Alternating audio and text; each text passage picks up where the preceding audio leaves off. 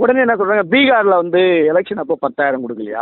அப்போ அதெல்லாம் வந்து தேர்தலுக்கு முன்னாடி எப்படி கொடுத்தாங்க? நம்ம இந்த அறிவற்ற அறிவாலய கூட்டத்துக்கு சொல்றது என்னன்னு கேட்டீங்கன்னா, அங்க 10,000 ரூபாய் கொடுத்தது பெண்களுடைய தொழில் முன்னேற்றத்திற்கு.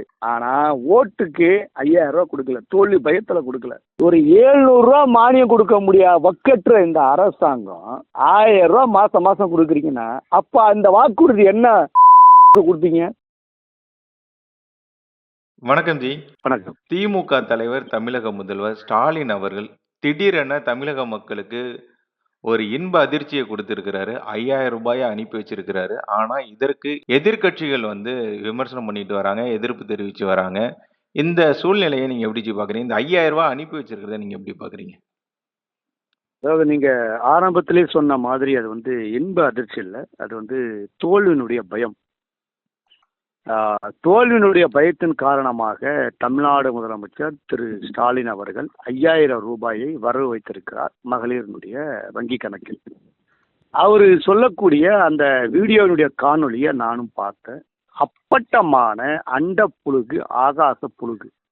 அதாவது ஒரு நபருக்கு புழுகு மூட்டைக்கான ஒரு விருது கொடுக்கலாம் அப்படின்னாக்கா அது வந்து ஸ்டாலினுக்கு அந்த விருதை கொடுக்கலாம். ஏன் அப்படின்னா, அவர் என்ன சொல்றாரு, இந்த 5,000 ரூபாயை, அதாவது மாதம் மாதம் மகளிருடைய வங்கி கணக்கில் செலுத்தக்கூடிய 1,000 ரூபாயை மத்திய அரசு தடுக்க முயற்சிக்கிறது.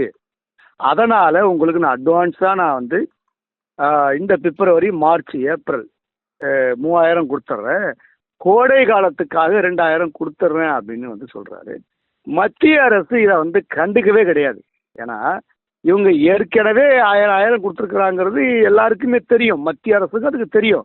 இப்போ திடீர்னு வந்து இவர் வந்து மத்திய அரசை வந்து, ஏன்னா அதாவது ஒரு பிளைண்ட் பண்ணுறாராம். அதாவது மத்திய அரசு வந்து இதை வந்து தடுத்துருவாங்க, பிஜேபி வெறுப்பை வந்து இங்கே உமிழ்றாரு திரு ஸ்டாலின் அவர்கள். இந்த வெறுப்பு பிரச்சாரம் அப்படிங்கிறது ஸ்டாலினுடைய வயதுக்கும் அவருடைய அரசியல் முதிர்ச்சிக்கும் சிறுபிள்ளைத்தனமாக இருக்கிறது. இந்த மாதிரியான ஒரு செயலில் வந்து ஸ்டாலின் ஈடுபடுவார்னு நான் கொஞ்சம் கூட நினைச்சு கூட பார்க்கல. எதற்கடுத்தாலும் மத்திய அரசு சொல்றீங்க, ரைட், ஓகே, நீங்க சித்தாந்தம் ரீதியாக, அரசியல் ரீதியாக அவர்களை எதிர்கொள்வது உங்களுடைய அரசியல், நான் வரவேற்கிறேன். ஆனால் இந்த மகளிர் வந்து அந்த 1,000 ரூபாவை மத்திய அரசு தடுக்குதுன்னு ஒரு பொய் சொன்னீங்க பார்த்தீங்களா, அந்த இடத்துல தான் ஸ்டாலினுடைய வண்டவாளம் எல்லாமே சபையேறி இருக்கிறது. எப்படிங்க தடுக்க முடியும்? தேர்தல் ஆணையம் எந்த தேதியில் தமிழ்நாட்டில் தேர்தல் இருக்கிறது என்று அறிவிக்கிறதோ அதுவரையில் இவர்கள் ஏற்கனவே அறிவித்திருக்கக்கூடிய அந்த திட்டங்கள் எல்லாம் நடைமுறையில் இருக்கும். ஆனால் இது கூட தெரியாத தத்தியாக இருக்கக்கூடிய தமிழ்நாடு முதலமைச்சருடைய ஸ்டாலின் அவர்கள் மத்திய அரசின் மீது இப்போது குறை சொல்கிறார். இந்த குறை அப்படிங்கிறது தொன்றொட்டு காலமாகவே வந்திருக்கு. எல்லாத்துலேயும் வந்து நிதி கொடுக்கல, அது கொடுக்கல அப்படிங்கிறதெல்லாம் நம்ம பின்னாடி பேச வருவோம். ஸோ இவர் வந்து இப்போது 5,000 ரூபா கொடுத்துட்டாரு. சரி, ரைட், 5,000 ரூபா கொடுத்துட்டீங்க. எதுக்கு கொடுத்தீங்க? இப்போ தான் கோடை விடுமுறையா? இப்போ தான் கோடைக்கால சிறப்பு நிதியா? 2023 கோடை காலம் கிடையாதா? 2024 கோடை காலம் கிடையாதா? அப்பெல்லாம் இல்லாத ஒரு கோடை இப்போ வருது அப்படின்னா யார் நம்ப சொல்கிறீங்க? இதில் வந்து என்ன தெரியுதுன்னாக்கா, என்டிஏ கூட்டணி தமிழ்நாட்டில் மிகவும் வலிமையாகவும் மக்கள் மனநிலையில், மக்களுடைய நினைவில் என்டிஏ கூட்டணி ஒரு மிகப்பெரிய வரவேற்பை பெற்று இருக்கிறது. அதிலிருந்து எப்படியாவது நம்ம வந்து மீளணும்.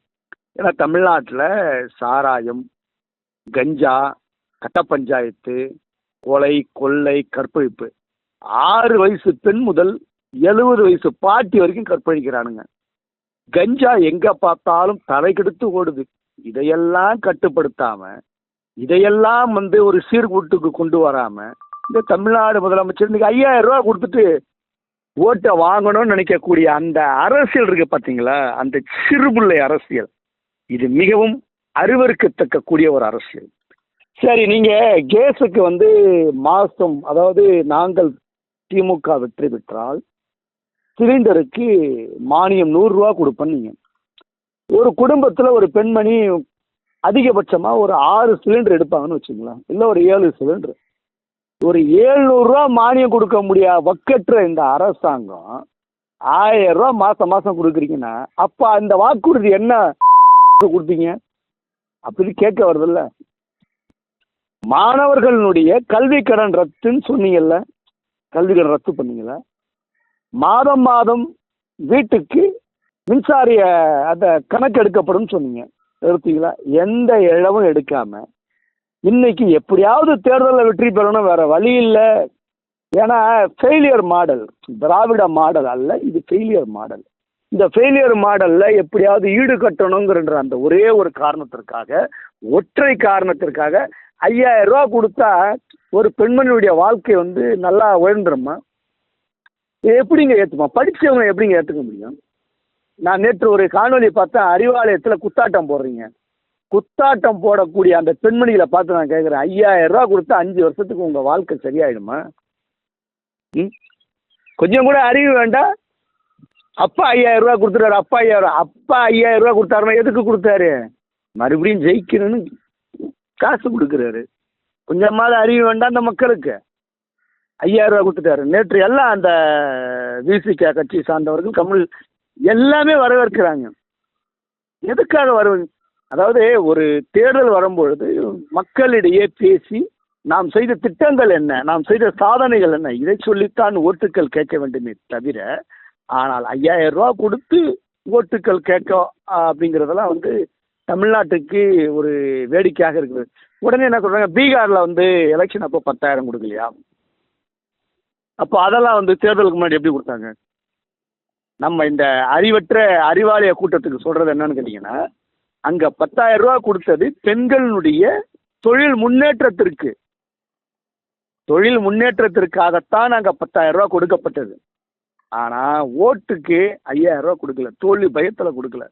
ஸோ அதனால இந்த 5000 அப்படிங்கிறது வெற்று அரசியல். இது வந்து எந்த ஒரு விதத்திலும் ஸ்டாலினுக்கு இது உதவியாக இருக்காது. இந்த அரசினுடைய தோல்வி பயம், இந்த அரசினுடைய எல்லா நிலையிலும் ஏற்பட்டிருக்கக்கூடிய தாக்கங்கள், சட்டம் ஒழுங்கு சீர்குலைவு, பாலியல் பலாத்காரம், இது போன்ற பல குற்றங்கள் தமிழ்நாட்டில், கொலை கொள்ளை, இன்னைக்கு கூட பார்த்தீங்கன்னாக்கா எவ்வளவோ கொலைகள் நடந்துட்டு இருக்கு. ஒரு நாளைக்கு தமிழ்நாட்டில் ஏகப்பட்ட கொலைகள், கற்பழிப்பு, கொலை, கொள்ளை, வடமாநில தொழிலாளர்களுக்கு இங்கே பாதுகாப்பு இல்லை. இதை எல்லாத்தையும் மறைக்கணும்னா 5000 ரூபா போதும். இந்த 5000 ரூபா வாங்கிக்கிட்டு சூடு சுரணை இல்லாம இந்த ஜனங்கள் மீண்டும் திமுகவிற்கு வாக்களிப்பார்களே. ஆனால் இது போன்ற ஒரு மனித பிறவிகளை நாம் இந்த தமிழ்நாட்டில் கண்டிட முடியாது என்பதை என்னுடைய இறுதி கருத்தாக நிறைவு செய்கிறது. உங்களுடைய பொன்னார் நேரத்தை ஒதுக்கி பல தகவல்களை நாரதின் முடியாவுடன் பகிர்ந்து கொண்டதற்கு மிக நன்றி. நன்றி.